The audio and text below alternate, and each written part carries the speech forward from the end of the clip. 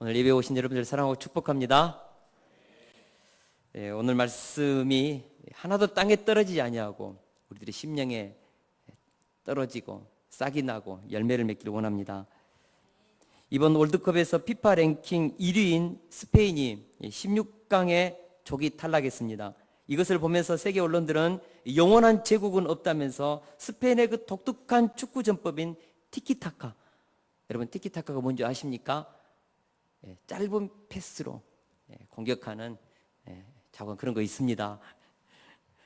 이 티키타카가 몰락했다고 연일 대서특필했습니다. 그렇습니다. 이 세상의 것 중에 영원한 것은 단 하나도 없다는 것입니다. 그것이 스포츠 챔피언이든 세계 최고의 기업이든 명문 대학이든 명문 가문이든 때가 되면 쇠락하고 역사의 뒤안길로 쓸쓸히 사라지는 것, 이것이 세상의 법칙입니다. 저도 경주 김씨 판도 판서공파 경순왕 36대송 왕가입니다. 지금은 뭐 별 볼 일 없지만 역사가 지나가면 다 그런 것입니다. 그러나 영원토록 무너지지 않는 것이 있습니다. 그것은 바로 하나님께로부터 난 것입니다.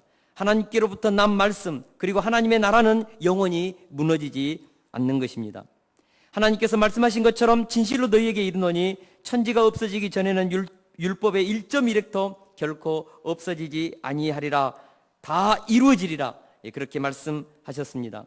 하나님의 말씀은 무너지지 않으며 하나님께서 세우신 나라도 결코 중도에서 흩어지는 법이 없는 것입니다. 하나님께로부터 났으면 결코 사람이 무너뜨릴 수 없다, 이 한마디 음성이 저와 오늘 여러분들의 심령에 역사할 수 있기를 원합니다.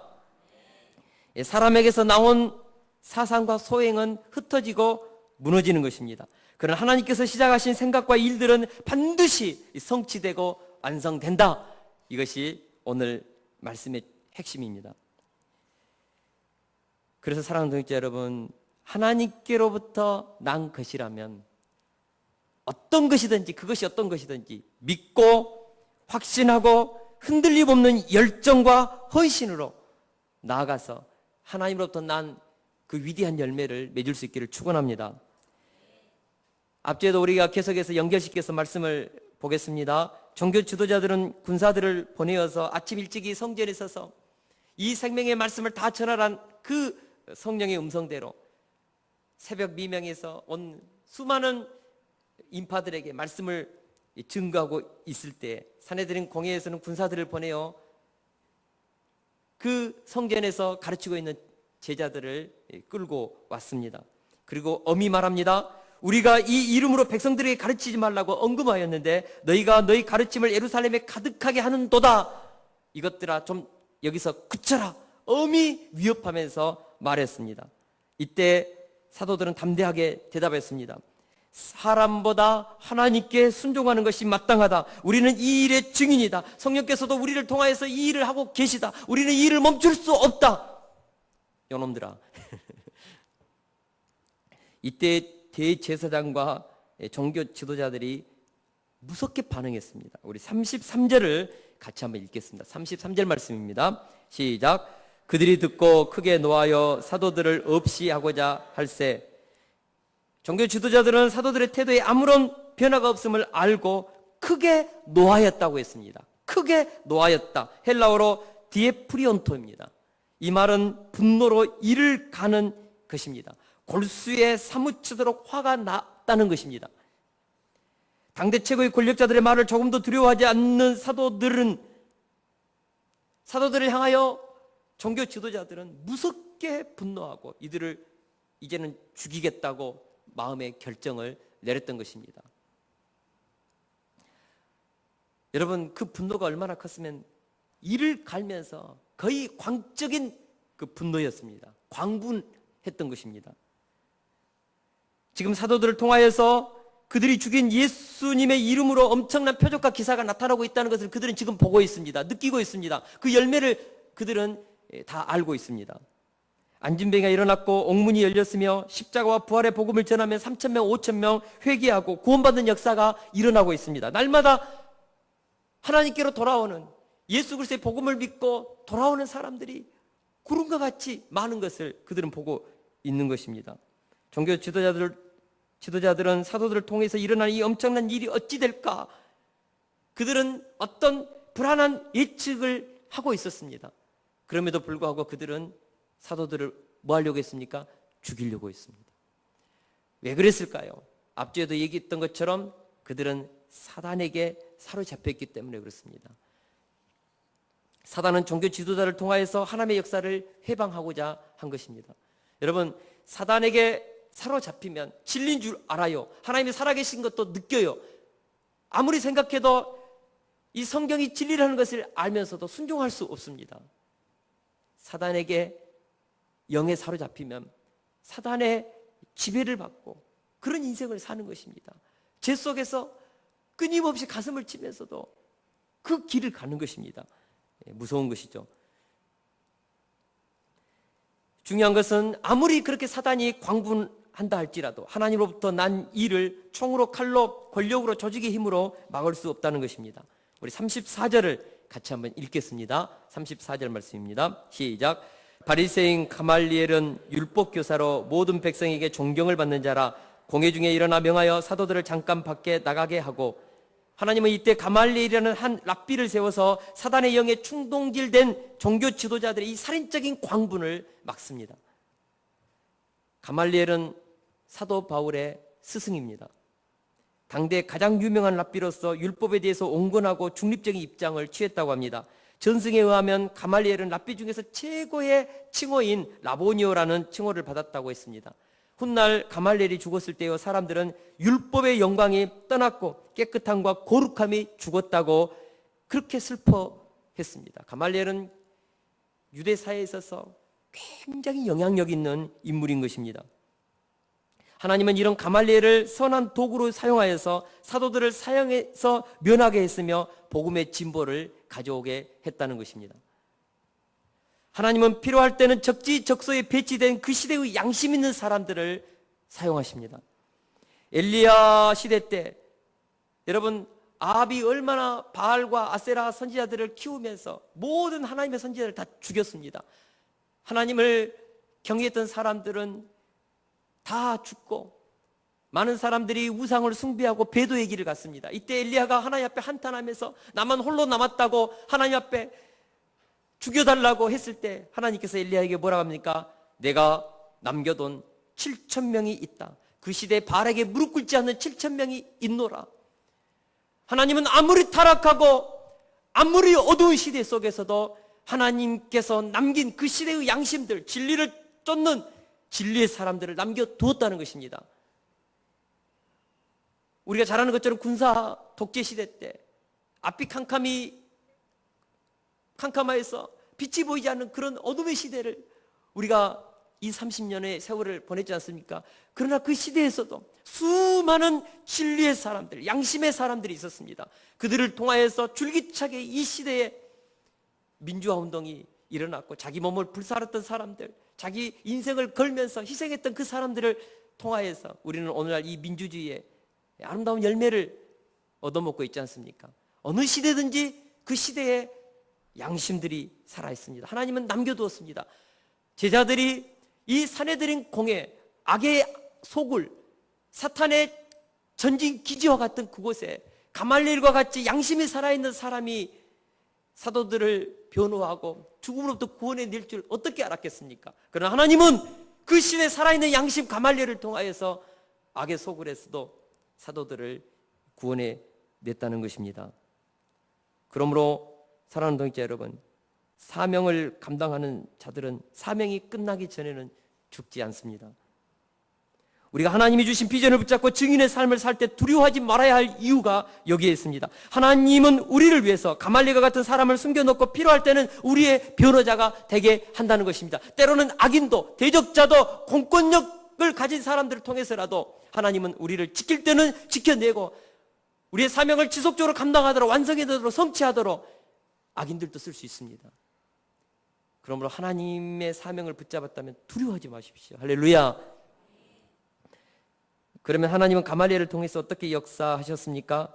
첫째로 가말리엘은 종교 지도자들에게 하나님의 백성들은 영적 분별력을 가지고 조심해서 행동해야 한다고 경고하고 있습니다. 우리 35절을 같이 한번 읽겠습니다. 35절 말씀입니다. 시작. 말하되 이스라엘 사람들아 너희가 이 사람들에게 대하여 어떻게 하려는지 조심하라. 가말리엘은 사내들인 공회원들을 향하여 이스라엘 사람들아 라고 부릅니다. 그들은 종교 지도자로서 최고의 기득권을 가졌습니다. 그러나 가말리엘은 종교 지도자들에게 이스라엘 사람들아 너희는 하나님과 언약을 맺은 이스라엘 사람들이다. 하나님의 백성들이다. 너희들 종교 지도자이기 이전에 하나님의 언약의 백성으로서 하나님의 뜻을 생각해 보라는 것입니다. 다시 말해서 너희는 영광스러운 하나님의 백성으로 경솔한 행동을 해서 하나님의 뜻을 거슬려서는 안 된다는 사실을 주지시키고자 가말리엘은 이스라엘 사람들아, 사내들인 공회원들을 향하여 이스라엘 사람들아 라고 그 호칭을 사용했다는 것입니다. 하나님의 백성들은 늘 영적 분별력을 가지고 조심해서 말하고 조심해서 행동해야 합니다. 그렇지 않으면 하나님의 역사를 방해하는 삶을 살게 되기 때문에 그렇습니다. 만약 사도들을 처형하는 것이 하나님의 뜻에 위배된다면 그들은 하나님을 대적하는 씻을 수 없는 죄를 범하기 때문에 그렇습니다. 이들은 이미 하나님의 아들 예수 그리스도를 십자가에 못 박아 죽였습니다. 그리고 이제는 그 예수 그리스도의 제자들, 그들을 통하여 일어난 이 엄청난 하나님의 역사를 눈에 보면서도 그들은 또다시 사도들을 죽이고자 한 것입니다. 가말리엘이 가만히 지켜보니까 이것이 보통 역사가 아닙니다. 사도들을 통하여서 예수 그리스도의 이름으로 일어나는 이 어마어마한 열매들을 봤을 때 사탄의 역사가 아닌 것입니다. 이것이 하나님의 역사가 일하면, 하나님이 정말 사도를 통하여 일하고 있다면 조심해라. 하나님을 너희들이 대적한다. 성령을 해방한다. 저지를 수 없는 저주의 삶을 너희들이 살게 된다. 우리 조심하자. 조심해서 생각해보자. 조심해서 우리 한번 판단하고 평가하고 행동하자. 그렇게 가말리엘은 사내들은 공회원들에게 말한 것입니다. 사랑하는 동역자 여러분, 우리는 하나님의 자녀들로서 늘 영적 분별력을 가지고 조심해서 말하고 조심해서 행동해야 하는 것입니다. 성급한 판단이 잘못하면 하나님을 대적하는 자리에 설 수 있기 때문에 그렇습니다. 특별히 하나님의 역사를 가장 많이 회방하는 사람이 누구인 줄 아십니까? 목회자입니다. 목회자. 그 시대의 종교 지도자들, 대제사장들을 통하여서 사단이 예수님을 죽였습니다. 교회를 보십시오. 교회가 분란이 일어나는 가장 큰 제1원인이 누구입니까? 목회자. 그래서 저는 늘 하나님 앞에 기도합니다. 제가요 성령의 역사를 가장 많이 회방할 수 있는 자리에 있습니다. 죄도 가장 많이 지을 수 있습니다. 그래서 목회자는 항상 깨어서 조심해서 생각하고 조심해서 말하고 조심해서 결정해야 하는 것입니다. 더불어서 우리 성도님들도 성급하게 생각하고 경솔하게 함부로 비난해서는 안 됩니다. 아무리 상대방의 말이 옳다 하더라도 당사자의 말을 들어보기 전에는 함부로 판단해서는 안 되는 것입니다. 지금 사내들인 공회원들은 성급하게 사도들이 하는 일을 판단하고 있습니다.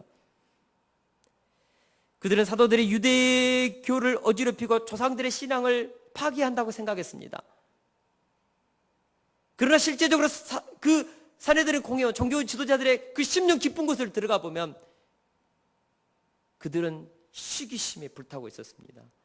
그 시대 역사의 키플레이어들이 사도들에게 가는 것을 보면서 그들은 시기심에 불탄 것입니다. 어떻게 보면 유대교를 지키고 조상들의 신앙을 지킨다는 이 허울 속에서 그들의 내면 깊은 곳에는 사도들에 대한 시기심입니다.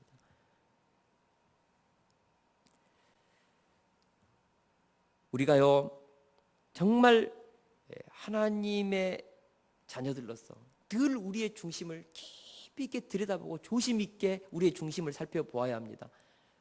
때로는 우리가 하나님을 위해서 열심히 일한 것 같지만, 하나님을 위해서 헌신한 것 같지만, 우리의 내면 깊은 중심에는 자기 야망, 욕망, 시기심 이런 것들이 섞여서 우리가 하나님의 일을 할 수 있고, 그것이 섞일 때, 그것이 들어있을 때 우리는 하나님을 대적하는 자리에서 일하기 쉽다는 것입니다. 다시 한번 부탁드립니다. 우리가 조심해서 우리 마음을 늘 깨어서 살펴보자는 것입니다. 시기심 때문인지 욕심 때문인지, 정말 하나님을 사랑하고 형제를 사랑하는 마음 때문인지 조심해서 내 중심을 살펴보면서 판단하고 행동하자는 것입니다. 우리들도 종교 지도자들처럼 조심해서 생각하지 않고 행동하다 보면 하나님을 대적하는 자리에 일하기 쉽습니다. 인간적인 생각으로 시기심으로 야망으로 일하다 보면 성령을 회방하는 자리에서 무식한 열정으로 우리가 그렇게 일하기 쉽습니다. 그래서 우리는 항상 깨어서 조심해서 생각하고 조심해서 판단하고 조심해서 말하고 조심해서 행동해야 하는 것입니다. 이것이 가말리엘을 통하여 들려지는 사내들인 공회원들에 대한 하나님의 경고의 음성인 것입니다. 둘째로 가말리엘은 종교 지도자들에게 사람에게서 난 것은 무너지고 하나님께로부터 난 것은 무너질 수 없다는 것을 알아야 한다고 경고했습니다. 우리 다 같이 36절에서 39절을 우리 같이 한번 읽겠습니다. 시작. 이전에 드다가 일어나 스스로 선전함에 사람이 약 400명이나 따르더니 그가 죽임을 당함에 따르던 모든 사람들이 흩어져 없어졌고 그 후 호적할 때에 갈릴리의 유다가 일어나 백성을 깨어 따르게 하다가 그도 망한즉 따르던 모든 사람들이 흩어졌느니라. 이제 내가 너희에게 말하노니 이 사람들을 상관하지 말고 버려두라. 이 사상과 이 소행이 사람으로부터 났으면 무너질 것이요 만일 하나님께로부터 났으면 너희가 그들을 무너뜨릴 수 없겠고 도리어 하나님을 대적하는 자가 될까 하노라 하니. 가말리엘은 살기가 등등해서 사도들을 죽이고자 하는 이 사내들인 공의원들에게 말하고 있습니다. 우리가 이들의 주장이나 말을 무조건 힘으로 눌러서는 안 된다. 하나님께 맡기자. 그러면서 두 가지 역사적 사건을 예로 들어 설명합니다. 오래전에 드다라 하는 사람이 나타나서 스스로 자기가 메시아인 것처럼 자랑했습니다. 그랬더니 400명이나 되는 큰 무리가 드다를 쫓았습니다. 그런데 드다가 죽자 이 400명의 무리들이 일순간에 다 흩어지고 사라져버렸다는 것입니다. 또 한 번은 호적할 때에 갈릴리 사람 유다가 또 일어나서 백성들을 꿰어서 자기를 쫓게 했습니다. 그러나 그도 망하니까 쫓던 사람들이 다 흩어져 버렸다는 것입니다. 그래서 가말리엘은 결론적으로 말합니다. 이 사람들을 상관하지 말고 내버려 두라. 사도들을 통하여서 일어난 이 역사를 우리 그냥 내버려 두자. 이 사상과 소행이 사람에게서부터 났으면 때가 되면 저절로 무너질 것이고 만약 하나님께로부터 났으면 우리가 아무리 발악하고 총으로 칼로 이들을 죽이고 막아도 우리 막을 수 없다. 왜냐하면 하나님이 그들과 함께하기 때문에, 그리고 우리는 하나님을 대적하기 때문에 어떻게 사람이 하나님과 대적해서 이기냐. 우리 그만두자. 바로 이것입니다. 물론 가말리엘의 말이 하나님께로부터 온 계시의 말씀, 진리의 말씀은 아닙니다. 그래서 옳지 않은 것처럼 여겨집니다. 특별히 사람에게서 난 사상과 행위라고 해서 다 무너지는 것은 아닌 것입니다. 요즘 우리가 보는 통일교나 하나님의 교회, 신천지, 구원파 이런 이단들이 좀 사람에게서 나왔으니까 좀 저절로 사라졌으면 좋겠는데 여러분 사라집니까? 유병은 도망다니 보세요. 정말 얼마나 구원파가 잘 뭉칩니까? 통일교 얼마나 대기업을 이루고 우리나라 돈 다 갚아줄 테니까 통일교 국교 삼으라고 그렇게 큰 소리 친 적도 있습니다. 동역자 여러분, 사람의 소행으로 난 사상과 행위라고 해가지고 그냥 저절로 사라지지 않습니다. 왜 그럴까요? 그들 속에 사단의 영이 살아 역사하고 있기 때문에 그렇습니다. 사단이 마지막 심판 받아서 무적행에 던져지기 전까지 악한 사상, 소행들도요 지속적으로 활동합니다. 우리가 잘 아는 것처럼 불교, 이슬람교 천년, 몇천 년이 지나도 지금도 생생히 살아 운동하고 있지 않습니까? 그래서 가말리엘의 말이 틀린 것 같습니다. 그러나 사람에게서 나온 사상과 행위는 결국 종말의 때 다 무너질 것을 우리는 압니다. 그래서 전체적으로 보면 맞는 말입니다. 무엇보다 하나님을 대적하는 사람의 사상과 행위는 결국 다 무너진다는 점에서 옳습니다. 마음의 경영은 사람에게 있어도 말의 응답은 여호와께로부터 나오니라고 잠언서 16장 1절은 말씀하고 있습니다. 사람이 아무리 똑똑하게 생각하고 야무지게 계획해도 하나님께서 허락해야 이루어지는 것입니다. 할렐루야. 하나님께서 허락해야 이루어집니다. 분명한 것은 하나님을 대적하는 모든 사상과 계획과 행위들을 하나님은 심판하십니다. 시편 2장 9절에 보니까 내가 철장으로 그들을 깨뜨리며 질그릇같이 부수리로다. 하나님은 모든 우상들을 하나님을 떠난 모든 헛된 경영한 것들을 철장으로 질그릇 깨듯이 다 깨버리신다는 것입니다. 이런 점에서 보면 가말리엘의 말은 분명히 옳습니다. 사람에게서 난 조직, 기업, 유행, 패션, 문화적 현상들을 보십시오. 시간과 함께 흥망성쇠를 반복적으로 하고 있습니다. 그러므로 하나님께로부터 나지 않는 것을 붙잡고 살면 나중에 그것이 흩어지고 깨지고 사라진다는 것을 기억하시기 바랍니다. 하나님을 떠나서 허사를 경영하는 삶이 되지 않도록 우리가 조심해서 생각하고 올바르게 분별하여 진리의 것을 선택해야 되는 줄 믿습니다. 하나님께로부터 나지 않는 것들에 대해서 여러분 심혈을 기울이고 정성을 쏟아서 헌신하지 마십시오. 아무것도 남지 않습니다. 불교에서 말하는 것처럼 우리는 빈손에 와서 빈손으로 돌아가는 공술의 공수거. 저는 불교의 이 무의 사상이 옳다고 봅니다. 비록 구원에 대한 해탈의 방법을 그들은 인간의 깨달음에서 찾았지만 이 구원의 방법은 잘못됐지만 인간의 본질적인 삶, 생로병사와 108번뇌가 난무하는 이 삶 속에서 인간의 모든 수고와 인간의 모든 그 땀 흘림이 다 무로 돌아가는 공술의 공수거의 인생, 이것이 불교의 가르치는 인간의 삶의 열매들이죠. 그래서 삶으로부터 해탈하라 그러지 않습니까? 우리가 하나님을 떠난 모든 수고와 눈물로 씨 뿌리는 인생의 경영은 허사로 돌아갈 수밖에 없습니다. 그러면 어떻게 사는 것이 가장 아름답고 행복한 삶이 됩니까? 가말리엘의 말대로 하나님으로부터 기원된 일은 결코 사람의 방해에 의하여 무너질 수 없다고 했습니다. 왜냐하면 그 일을 하나님이 이루시기 때문에 그렇습니다. 로마서 11장 29절에 보니까 하나님의 은사와 부르심에는 후회하심이 없느니라고 했습니다. 하나님은 한번 시작한 일을 다 마치기까지 쉬지 않고 일한다고 했습니다. 그래서 하나님의 은사와 부르심, 하나님이 시작하신 일은 후회하심이 없이 마침내 완성되고 성취되고 이루어지는 것입니다. 여러분 성경을 읽어보십시오. 하나님이 계획한 것 중에 이루어지지 않는 것이 어디 있습니까? 다 이루어지는 것입니다. 한 번은 하나님의 사명을 감당하다가 에레미야가 지쳤습니다. 시위대 뜰에 갇혀서 두려움 가운데 떨고 있었습니다. 하나님은 계속해서 외치라 가는데 시위대 뜰에 갇혀가지고 감옥 속에서 떨 때에 하나님께서 나타나셔서 에레미야에게 말씀하셨습니다. 일을 행하시는 여호와, 그것을 만들며 성취하시는 여호와, 그의 이름을 여호와라 하는 이가 이와 같이 이르시도다. 너는 내게 부르시리라. 내가 내게 응답하겠고 내가 알지 못하는 크고 은밀한 일을 내게 보이리라. 하나님은 한번 시작하신 그 일을 성취하신다. 에레미야야, 내가 너를 통하여 준 이 사명 하나님은 반드시 이룬다. 시대 때에 비록 갇혔다 할지라도 두려워하지 말라. 내가 너를 끄집어내겠다. 두렵다고 방해자들이 너를 핍박한다고 포기하지 말아라. 너는 내게 부르짖으라. 내가 내게 응답하겠고 내가 알지 못하는 크고 은밀한 일을 내게 보이리라. 앞이 막히고 뒤가 막히고 좌우가 막혀도 하늘은 뚫렸다는 것입니다. 하나님의 도우심은 오는 것입니다. 에레미야야, 너에게 준 사명 성취된다. 너는 내게 부르짖으라. 사랑하는 노이자 여러분, 하나님이 우리를 부르셨고 우리의 인생길을 인도하고 계시다면 여러분 두려워하지 마십시오.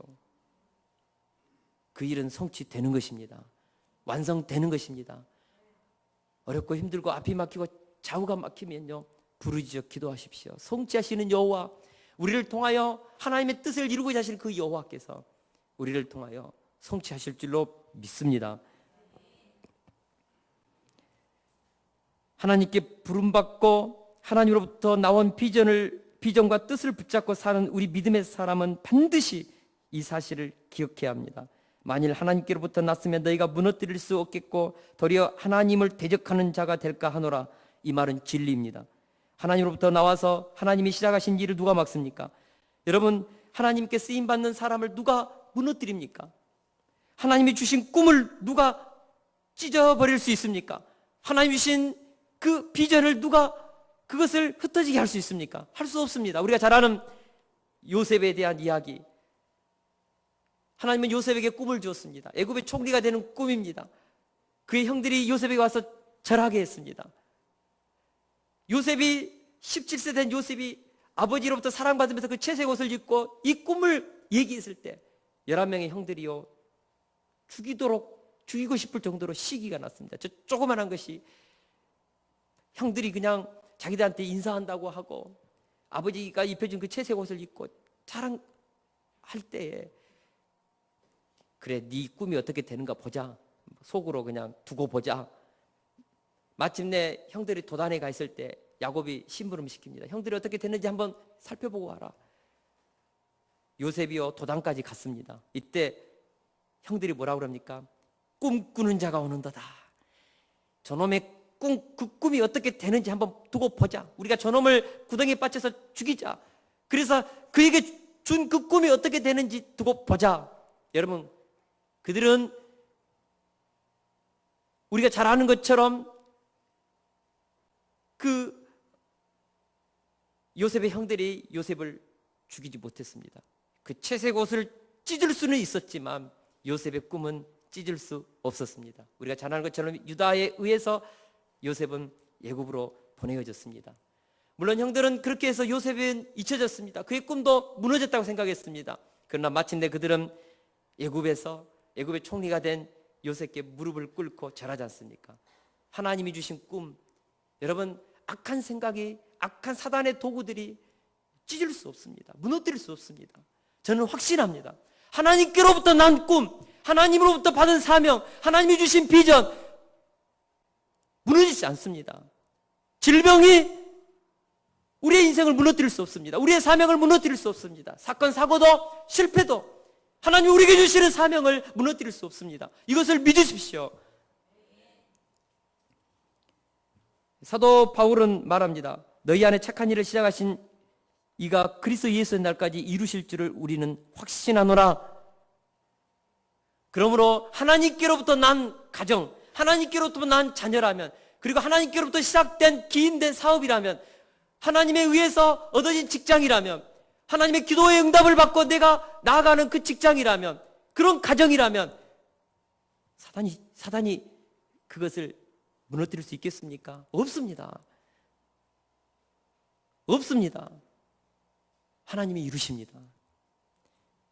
그러므로 우리 믿음의 사람들은 항상 하나님께로부터 난 일을 붙잡고 살아야 합니다. 내가 하는 일이 정말 하나님께로부터 난 일인지 분별하십시오.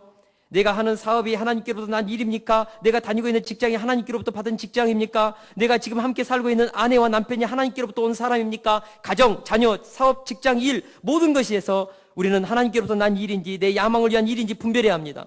그리고 하나님께로부터 시작된 일이라면 우리는 힘을 다해서 그 일에 확신을 가지고 헌신해야 합니다. 제자들처럼 죽으면 죽으리라고 결단하고 거침없이 담대하게 도전해야 한다고 믿습니다. 죽음의 위협, 협박, 방해, 가난, 고통 온다 할지라도 하나님께로부터 나왔다면 반드시 성취될 것입니다.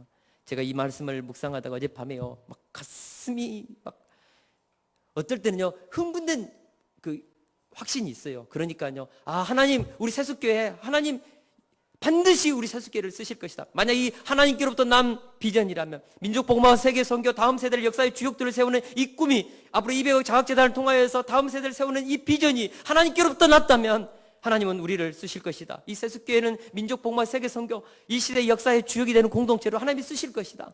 이 확신이 임할 때 얼마나 감사했는지요. 무너뜨릴 수 없습니다. 우리는 하나님을 두려워해야 합니다.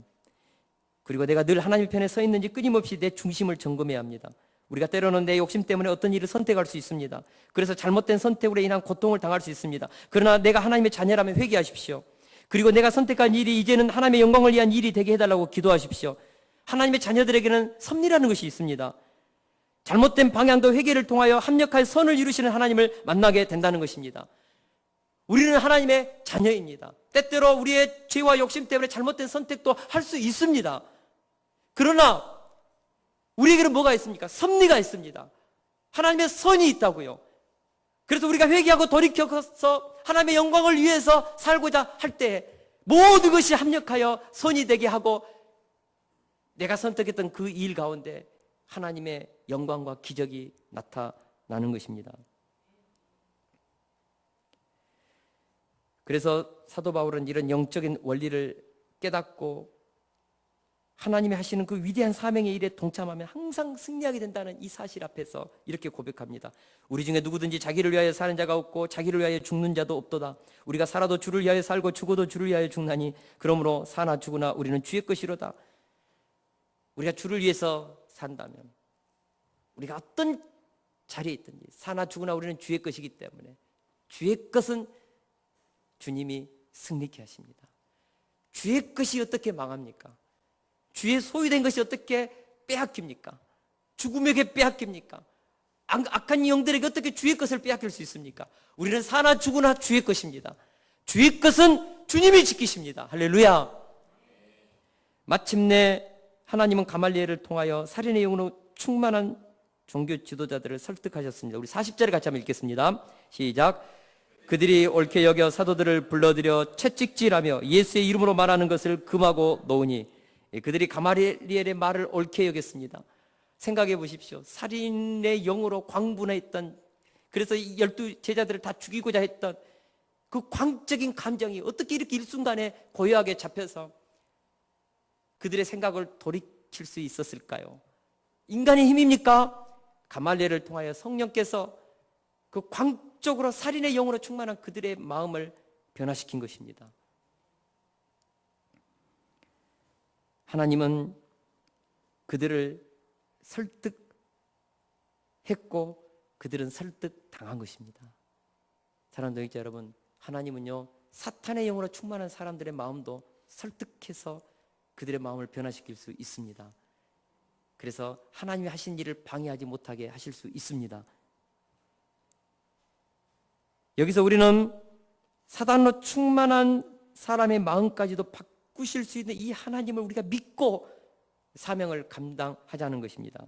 예수님이 십자가에 돌아가셔야 할 때는 사단의 충동을 받은 이들의 악한 마음을 그대로 두셔서 그 일을 하도록 허락하셨습니다.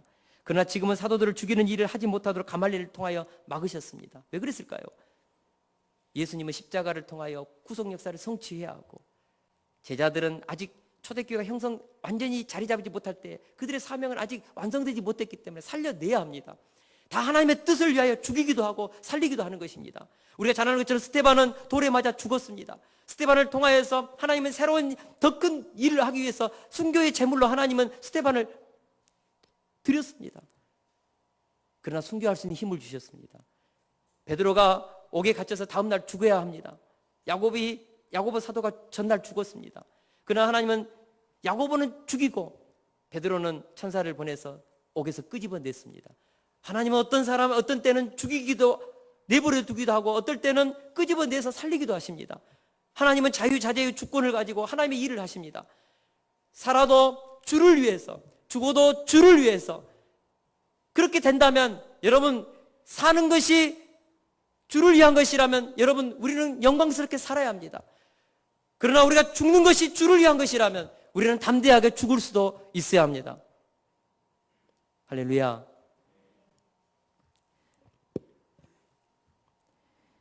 하나님은 사명자를 쓰십니다. 그러므로 중요한 것은 사명이 끝나지 않으면 제자들은 죽을 수 없습니다. 여러분, 우리가 사명을 붙잡았다면, 하나님으로부터 난 꿈을 가졌다면 우리는 죽지 않습니다. 무너지지 않습니다. 핵심은 그것입니다. 하나님의 뜻이 성취돼야만 우리는 하나님께로 부름을 받는 것입니다. 그러므로 부탁드립니다. 하나님이 주시는 하나님께로부터 난 꿈, 하나님께로부터 난 사명, 그리고 하나님으로부터 주어지는 일을 가지고 사십시오.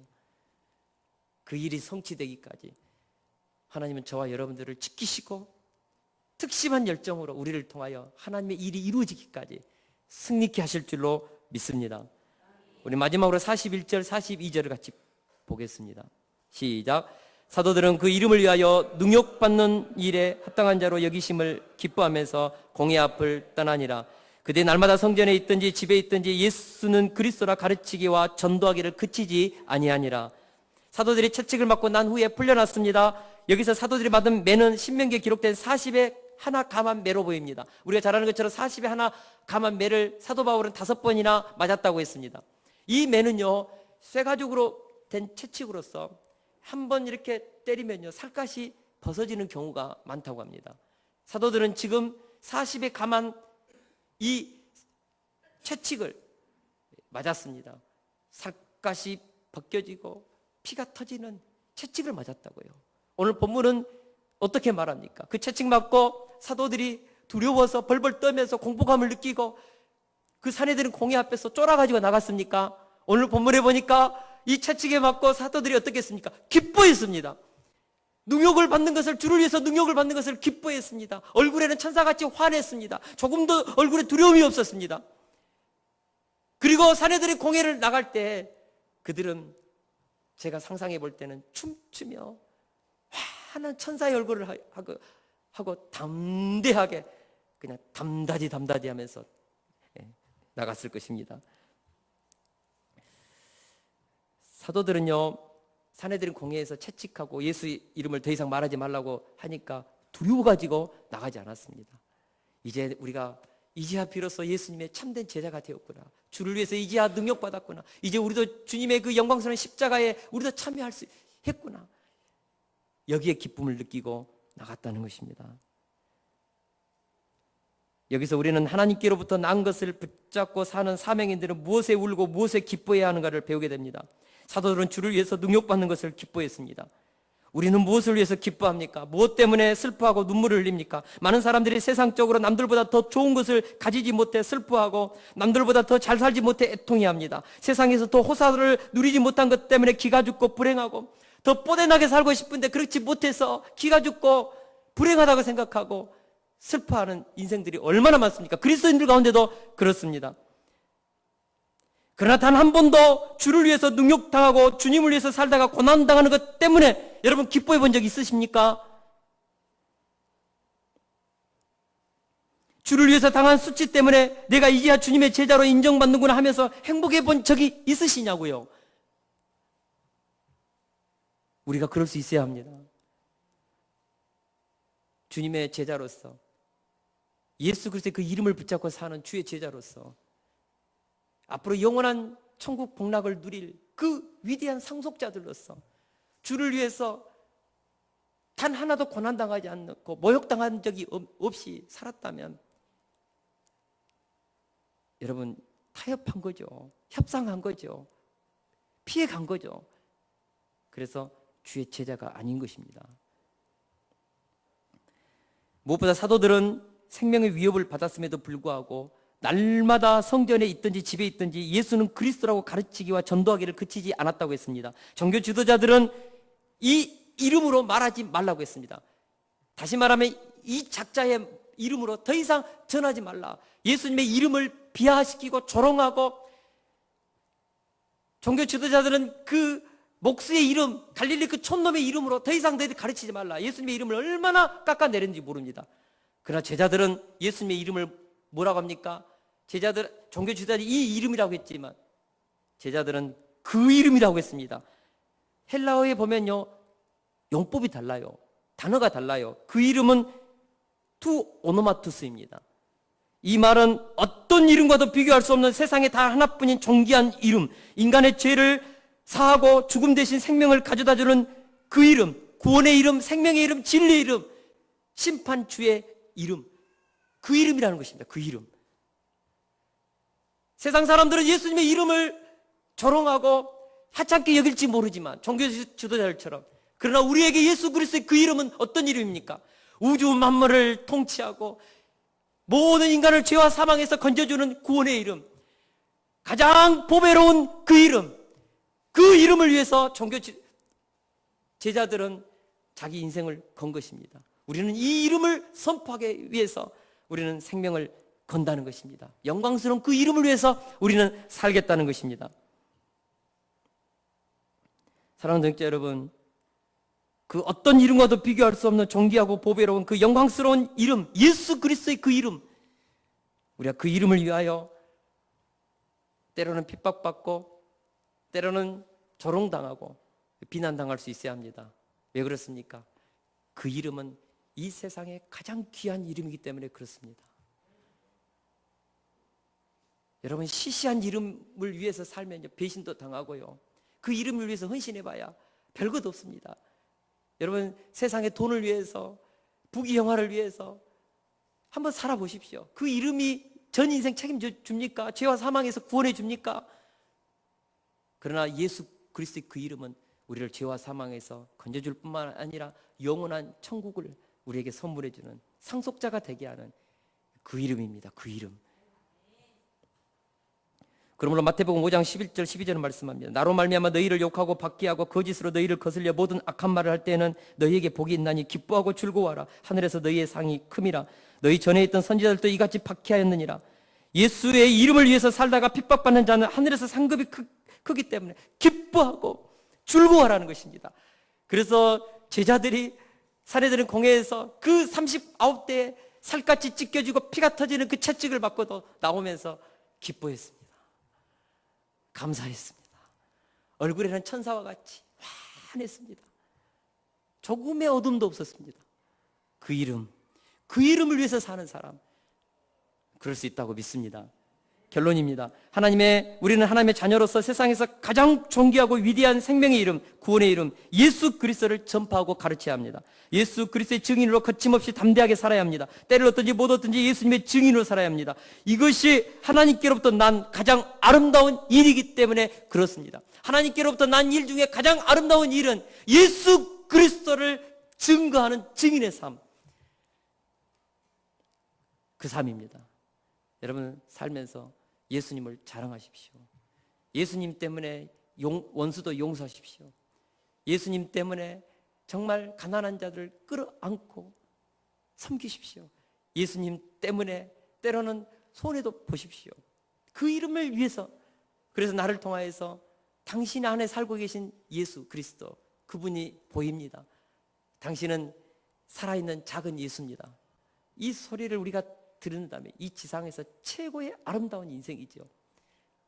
우리는 하나님께로부터 난 일, 그 일을 위해서 살 때 오늘 본문의 말처럼 무너뜨릴 수 없는 일, 그 일을 우리가 한다면 우리 인생은 결코 무너지지 않는다는 것을 확신합니다. 그리고 반드시 승리할 것을 확신합니다. 할렐루야. 우리 찬양하고 제가 기도하겠습니다.